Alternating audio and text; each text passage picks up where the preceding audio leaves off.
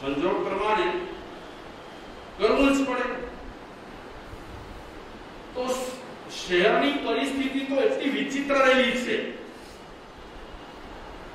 એમાં સંસ્કારો ક્યારે જોખમાઈ જાય કાંઈ કહેવાય નહીં. અમે જોઈએ છીએ ઘણા જૈનોના ઘરો, જૈન તરીકેના એના ઘરમાં સંસ્કાર જ નથી રહ્યા. લાગે સર્વે સમાજને કારણે એને સંવત્સરિક સમાપનાના દિવસે પ્રતિક્રમણમાં આવવું પડે એટલે આવે, બાકી કાંઈ જ નહીં. અને એને સાધુ સંતો સાથે કાંઈ લેવા દેવા નથી હોતા. અમે જોઈએ છીએ ઘણા લોકો આવે પ્રતિક્રમણ કરવા માટે, ચોમાસા હોય સાધુ સાધ્વીના મળે નહીં, પગે ન લાગે, એમને એમ બારોબાર નીકળી જાય. કાંઈ ન હોય સ્નાન સૂતક એ લોકોને, કારણ કે બિચારાઓના સંસ્કાર પાડોશને કારણે અને એવી સંગતને કારણે શું થઈ ગયા હોય, ખરાબ થઈ ગયા હોય. હા, એ ઘરના મુખ્ય વ્યક્તિઓ જો સંસ્કારોમાં મજબૂત રહેલા હોય તો ઠીક છે, અને મજબૂત જો ન હોય અને પાડોશ સંસ્કારોમાં જો મજબૂત રહેલો હોય તો પાડોશના સંસ્કાર પ્રમાણે એનામાં સંસ્કાર આવતા હોય છે.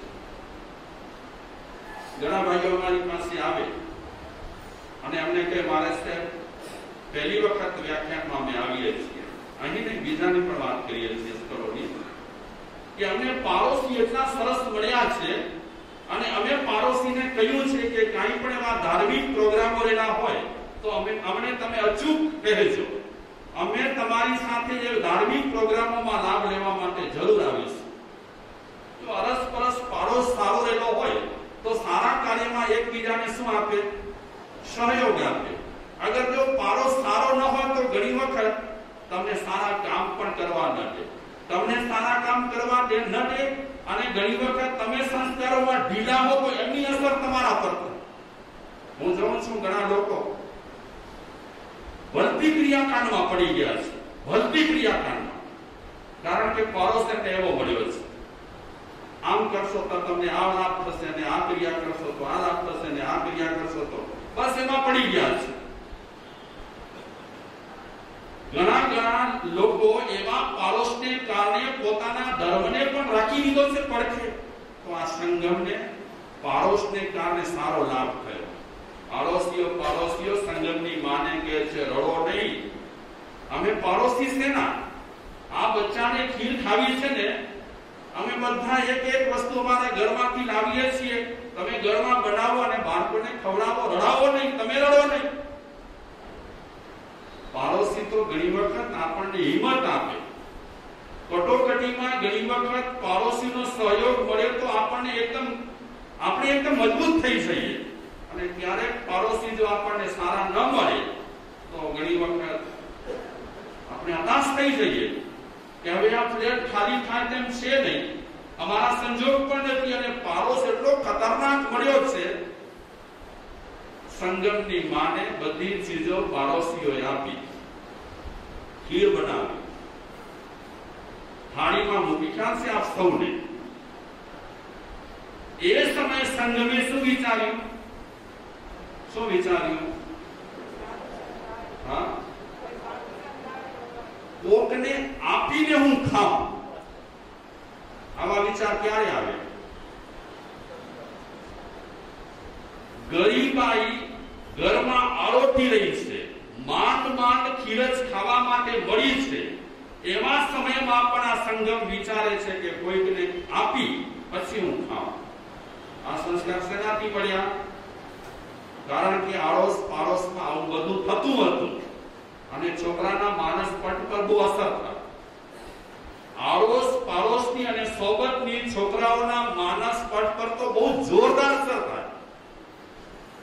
પાડોશી છોકરા જો ગાળો બોલતા હશે અને તમારા છોકરા ગમે તેવા હશે, પણ પાડોશી છોકરાઓને કારણે એ પણ ક્યારેક ગાળો દેતા થઈ જાય.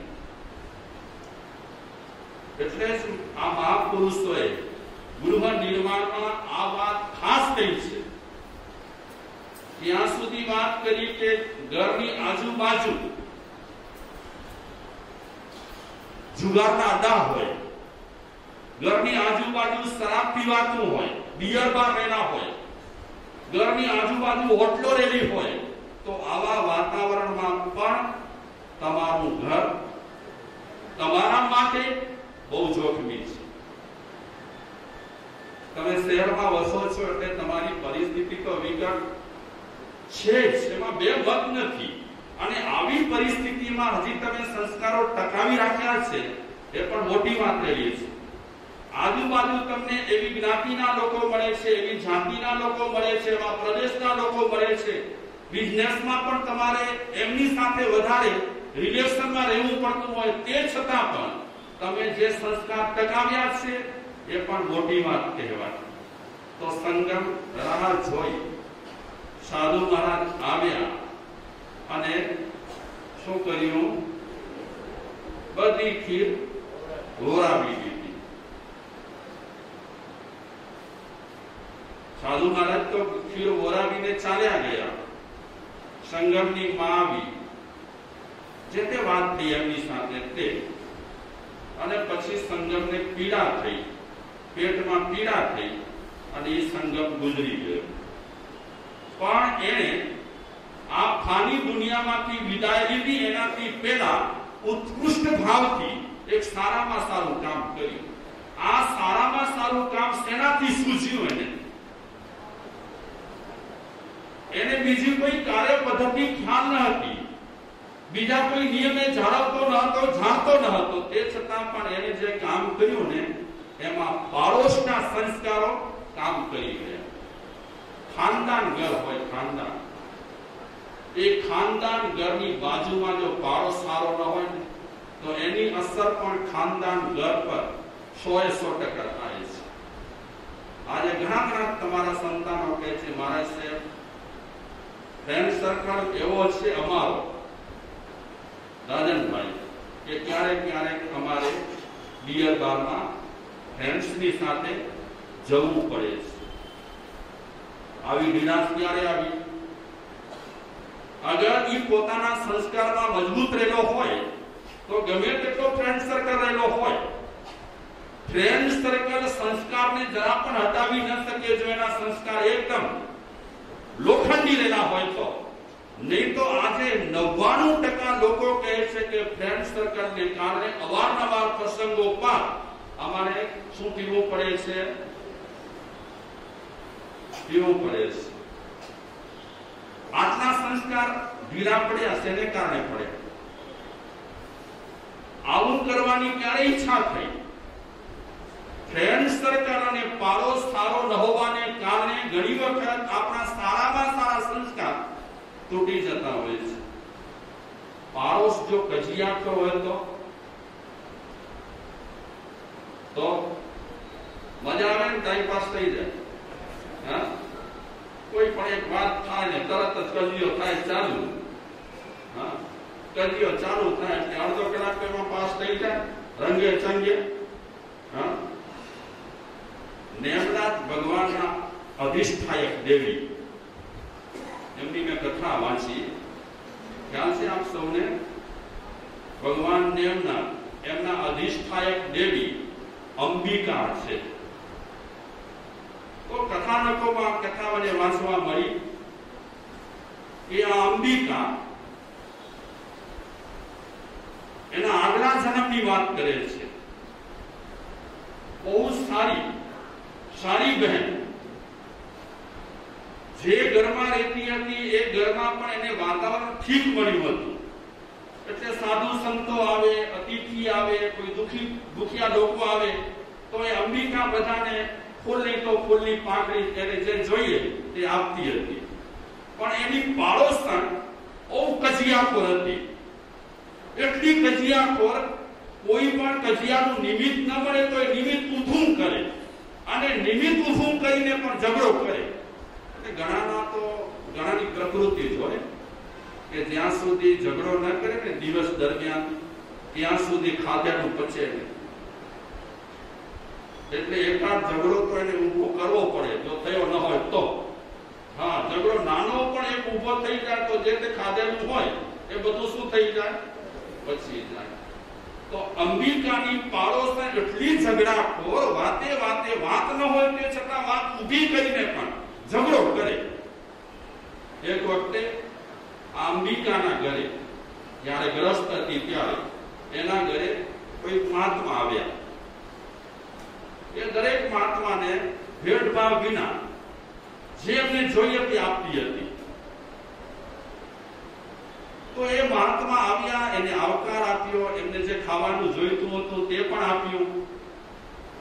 પાડોશને ખબર પડી, સારા સારા કામ કરતી એટલે અંબિકાની પ્રશંસા થતી આજુબાજુ ગામમાં. એ પાડોશને ગમતું નહીં. આજે એને એક મોકો ઉભો કર્યો, એક તક ઊભી કરી. મહાત્મા ખાવાનું લઈને જ્યારે નીકળી ગયા ત્યારે જોર જોરથી અંબિકા સામે ઝઘડો કરવા લાગી. કાંઈ ન છતાં એ ઝઘડો કરે છે. હાથ ઊંચા કરી અને કહે છે તું આવી છે ને તું તેવી છે ને તે આમ કર્યું ને તે તેમ કર્યું. એ સમયે અંબિકાની સાસુ ઘરમાં હાજર ન હતી. મોટો પાડોશા આ ઝઘડો કરી અને અંબિકાની સાસુના મગજમાં ઠસાવા માંગતી હતી કે તમારી આ પુત્રવધુ છે એ ઠેકાણા વગરની છે. સાસુની ગેરહાજરીમાં ઝઘડો કર્યો. બરાબર જ્યારે ઝઘડો ચાલતો હતો ત્યારે સાસુ આવે. જેમાં સાસુ આવ્યા કે પાડોશણ મોટે મોટેથી બોલવા લાગી કે તારા ઘરમાં કેવા ને કેવા માણસો આવે છે, તને ભાન છે કે નહીં, એના કારણે અમારા ઘર પર અસર થાય છે, ખૂબ બોલવા લાગી. તો સાસુને લાગ્યું કે આ પાડોશણની વાત સાચી છે. શું કામ જેને તેને ખાવાનું આપવું જોઈએ, શું કામ જેને તેને ઘરમાં બોલાવવા જોઈએ? પાડોશણ બરાબર કહે છે. આમ એ સાસુજી પાડોશણનો પક્ષ લીધો. ઘરમાં દાખલ થયા પછી અંબિકા સાથે ઝઘડો કર્યો કે આ પાડોશણ જે કહે છે ને બિલકુલ સાચી છે. તારે શું કામ ઘડીએ ઘડીએ જેને તેને ઘરમાં પ્રવેશ આપવો જોઈએ, જેને તેને શું કામ વસ્તુ આપવી જોઈએ? શું જરૂર છે એટલી? સાસુ ઝઘડો કરવા લાગી. સાસુ ઝઘડો કરે છે ત્યાં પતિદેવ આવ્યા અંબિકાના. સાસુએ વાત કરી કે તમારી આ પત્નીને જરા સંભાળો. બધા સારા કામ કરતી હતી, બહુ સરસ સ્વભાવની હતી. તે છતાં પણ પાડોશની અસર કેટલી થઈ કે એના પતિદેવ પણ અંબિકાને વધારે ન સમજતા એની સાથે ઝઘડો કરવા લાગ્યા. ઝઘડો તો ભલે કર્યો, ચપટી વગાડી દીધી, નીકળી જા ઘરમાં. આવું જ તારે કરવું હોય તો ઘરમાં રહેવાની જરૂર નથી, નીકળી જા ઘરમાંથી બહાર.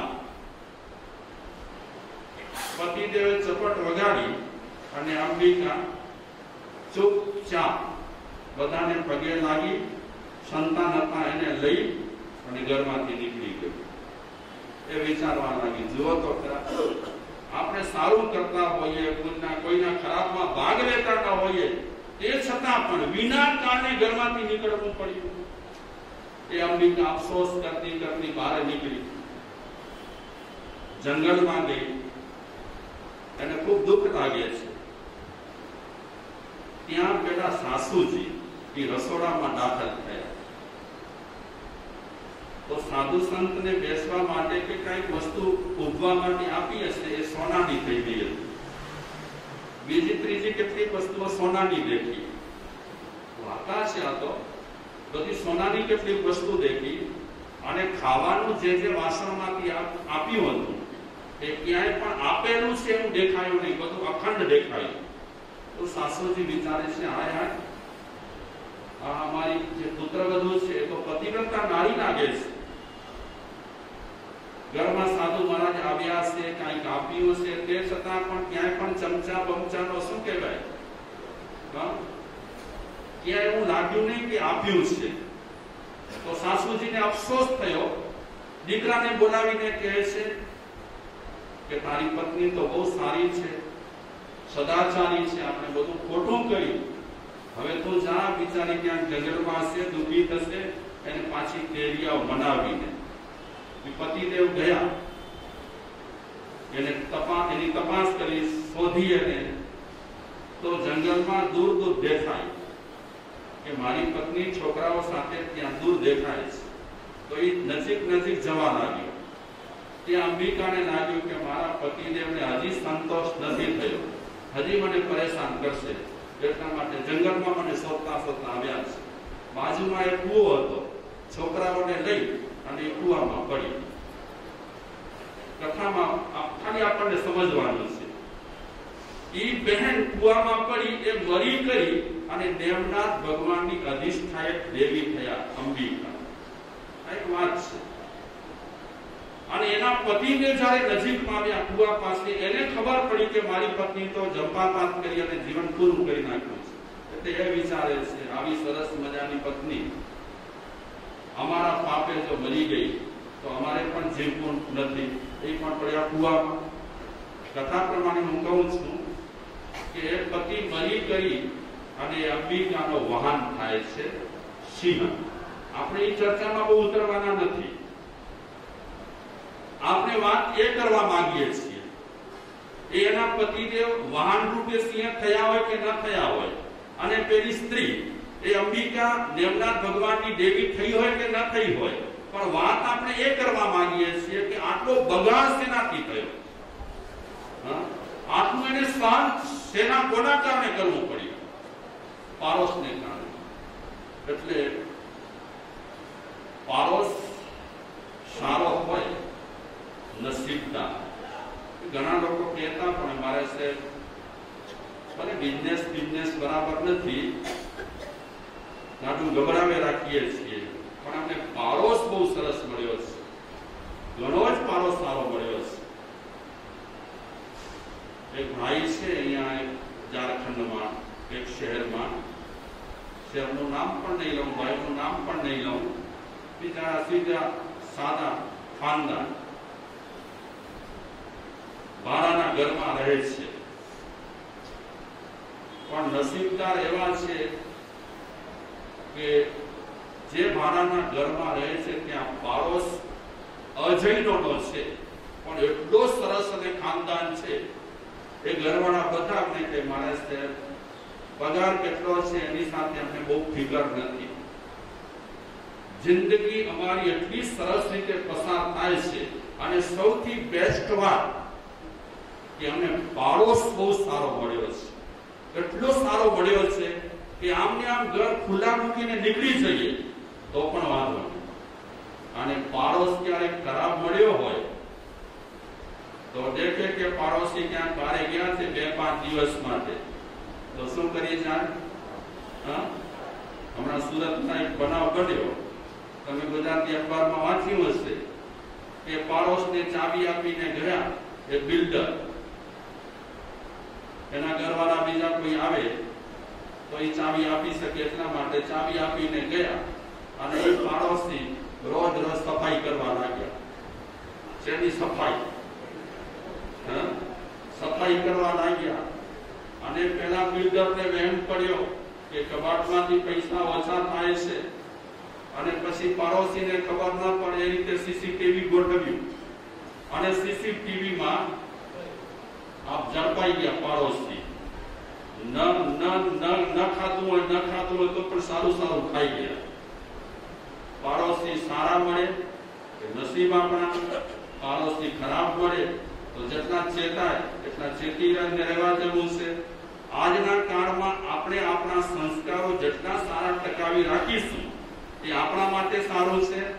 તમે તો મોટા થઈ ગયા, હવે સંસ્કારોમાં ખાસ કાંઈ ફેરફાર પડે તેમ નથી. સવાલ છે કોનો? સવાલ છે તમારા સંતાનોનો, અને સવાલ છે તમારા પૌત્રોનો.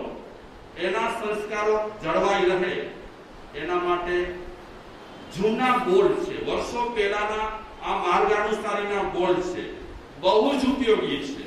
તમે વિચારો, ગૃહ નિર્માણમાં એમણે કેવી વાતો કરી, અને એની સાથે સાથે એક મોટી વાત મૂકી દીધી કે પાડોશ તમે સારો રાખો, જેના કારણે તમે ધર્મી બની શકો, સદધર્મી બની શકો, સંસ્કારી બની